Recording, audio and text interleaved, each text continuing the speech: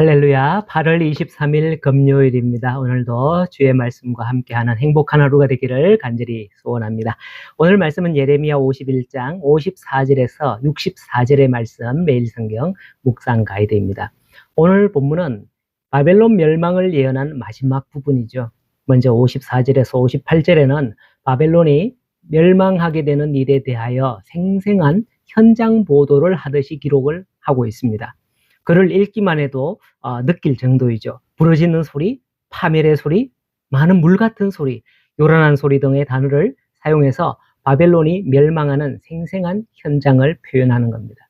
일반적으로 전쟁이 벌어지면 대포 소리와 비행기 소리, 이런 소리들은 사람에게 공포감을 심어주죠. 마치 이러한 모양인 것입니다. 그 소리가 얼마나 요란하고 웅장하든지 천지를 울리는 그런 소리로 표현하는 것이죠.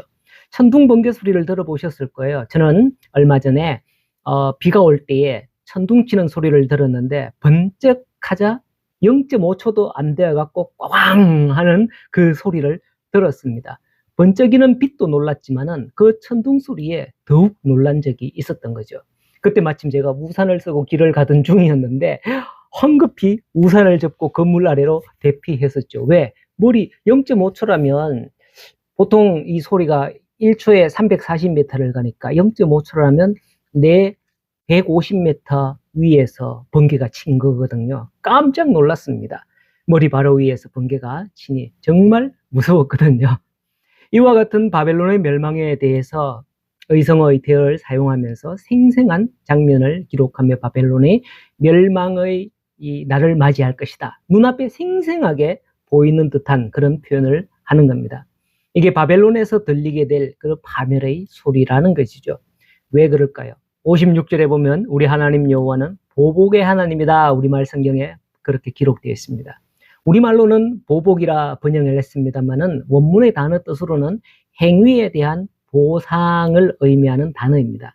우리말 성경 해석에 잘못 이해하면 하나님은 보복하시는 하나님이구나 하면 두려움을 느낄 수 있죠. 그건 올바른 하나님에 대한 이해가 아닙니다. 하나님은 우리의 행위에 대한 보상을 하는 분으로서 그 보상은 긍정적인 보상도 주시기도 하지만 때로는 잘못한 이에게는 부정적인 보상을 주기도 하는 겁니다. 심판과 축복이죠. 그래서 하나님은 그 행위에 대해 보상하는 거지 보복하는 분이 아니라는 걸 염두두셔야 합니다. 이렇게 해서 바벨론에 대한 모든 예언이 끝을 맺습니다. 그러면 59절에서 64절은 어떤 내용일까요? 예언 자체는 58절에 끝나지만은 이제 예레미야는 바룩의 형제인 스라야에게 이 예언을 바벨론에 가거든 거기서 또 읽은 후에 책에 돌을 메어서 유브라데 강물 속으로 던져버리라 라고 지시를 하고 있습니다. 스라야는 시드기야 왕 제4년에 바벨론으로 간 공식 특사이죠.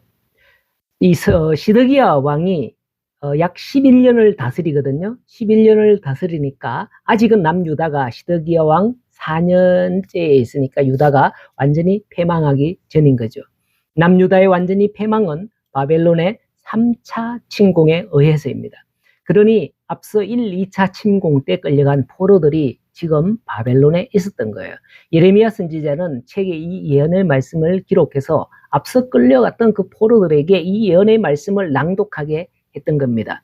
이것은 하나님의 예언이 있는데 이렇게 한 데에는 그 의미가 있습니다. 1차적으로는 바벨론이 멸망할 것을 예언하는 것이지만은 거기에는 바벨론의 교만한 마음을 낮추고 회개의 기회를 얻도록 하는 데도 있습니다.